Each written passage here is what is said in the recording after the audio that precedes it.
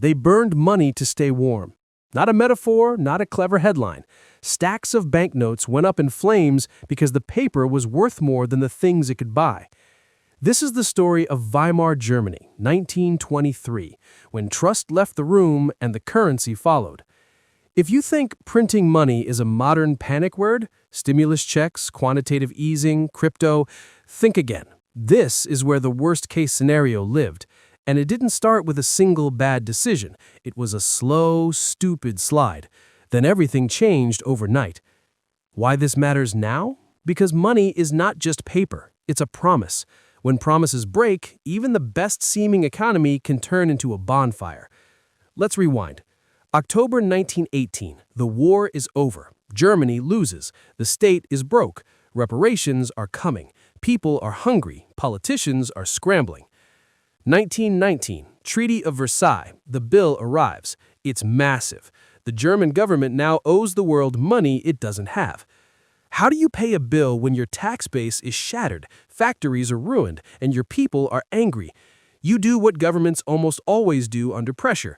You borrow. You tax where you can, and when those options don't cover it, you print. For a while, it's manageable. A few million becomes a few billion. Prices tick up. People grumble.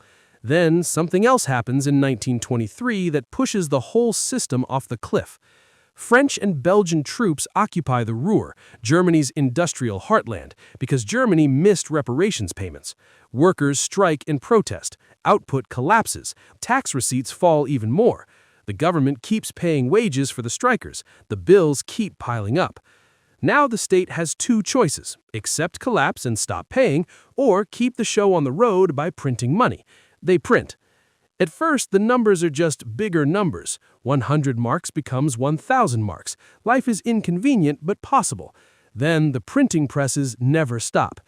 Here's the uncomfortable math that most history books bury in dry paragraphs. Think of money with a simple equation. M times V equals P times Y. Money supply times velocity equals price level times output. If output Y falls, and it does in an occupied industrial region, and velocity V suddenly spikes because people want to spend before their cash evaporates, and the government keeps increasing M, the only place for P, prices, to go is up, fast. When people realize that tomorrow their cash will buy less, they spend it today. Shops raise prices hourly. Employers pay employees twice a day. Workers rush past the baker to buy goods faster than anyone else. Savings evaporated. Pensions collapsed. Bank accounts were meaningless.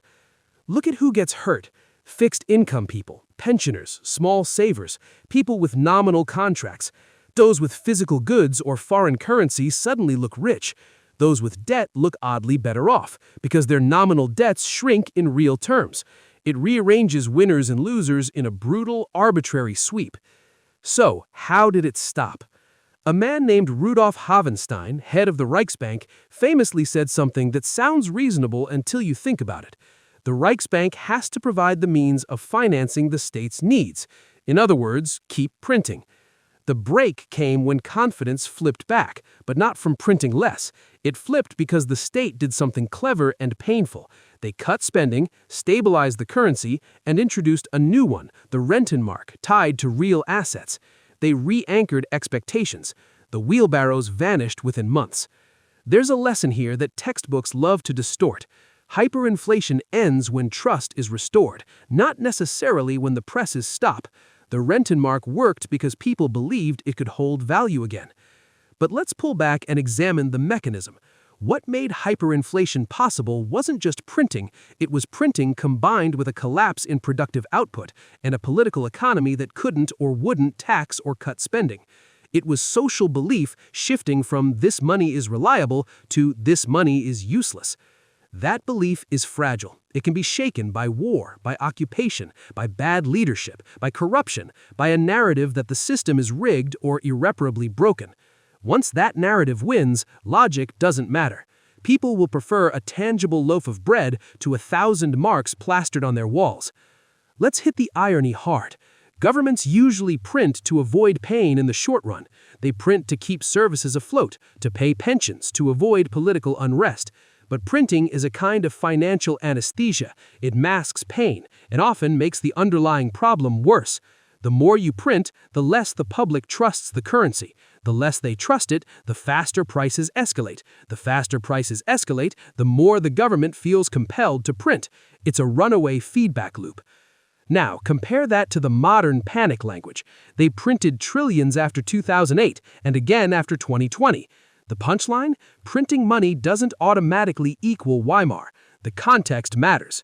In Germany 1923, the economy was collapsing, productivity dropped, and the political system was under siege. Today, central banks print in economies that still produce, tax, and maintain credibility. The anchors are different: institutional checks, independent central banks, global trust in currency. That's not nothing, it's everything. But don't get complacent. The Weimar lesson is a red flag, not a historical curiosity. The conditions that produce hyperinflation are specific but not impossible.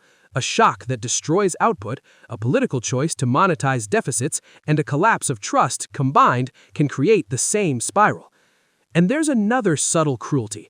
Hyperinflation is not uniform. It destroys the middle and the poor first. It hands an unearned windfall to those holding real assets or foreign currency.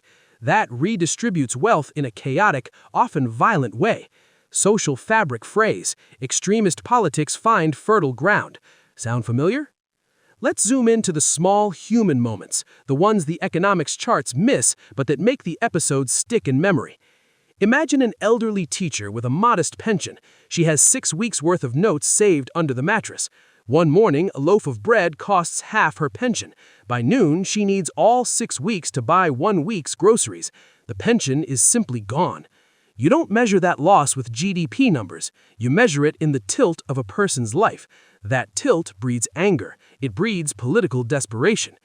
Or imagine a shopkeeper who has to change his price board every hour. He hires a kid to run updates. He rents a cart to haul stacks of notes to the bank. He starts accepting foreign coins. That's the sound of an economy unwinding, transaction by transaction. There's also the theater of absurdity, people using banknotes as wallpaper, replacing broken window glass with chopped-up currency because the paper was cheaper than new panes. Workers burned banknotes for warmth in winter, literally preferring heat from worthless paper rather than the wood they could no longer afford. Why bring this up? Because stories stick. Numbers don't compel humans to change their beliefs, but stories do. So, where does that leave us today? First, recognize that currency value rests on collective belief, not on printers or numbers alone. Central banks can buy time with policy. They can stabilize expectations with credibility, but credibility is earned and fragile. Second, inflation isn't just economic, it's psychological. Expectations matter as much as economics. If confidence collapses, the rest follows. Third, watch the politics.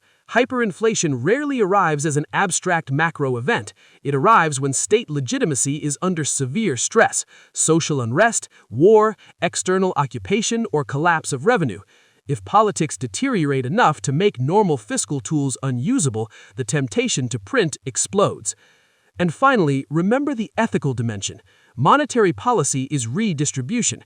Choices about printing, taxation, cutting spending, they hurt and help different people. The question is who bears the burden and who benefits. In Weimar, the vulnerable bore it. That's the moral hazard we often forget. I want to leave you with one uncomfortable, unfinished thought. We like to tell ourselves that history is linear, that we learned everything from Weimar, that modern institutions, independent central banks, and global finance make it impossible to repeat. Maybe, but history is cyclical in human behavior. Confidence can die quietly. Institutions can fray. The same human instincts, fear, impatience, the desire to avoid immediate pain, can nudge leaders towards printing again. So, could it happen again? Not in exactly the same way. Every collapse looks different. But could the same mechanism, loss of output, political choices to monetize, and a collapse of trust, combine in a way that unravels a currency? Yes, it's a low-probability, high-impact event. That's what makes it terrifying. If you want to prepare, think of resilience, not panic. Diversify what you hold, understand where your income comes from, and don't confuse headlines with fundamentals.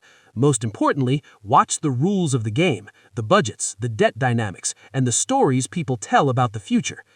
Before we go, quick reality check. Stories about wheelbarrows and wallpaper make for catchy metaphors, but the quiet human cost is the real headline. And the next time you hear printing money as a cure-all, ask who pays and who gains. If you want more deep dives like this, short, sharp, and honest, hit subscribe. We break down the stories that textbooks miss. Leave a comment. Which historical economic shock should we cover next? Trust is fragile. Money is a social promise. When that promise breaks, the consequences belong to everyone. So, what would you do tomorrow if your notes were worth less than your wallpaper?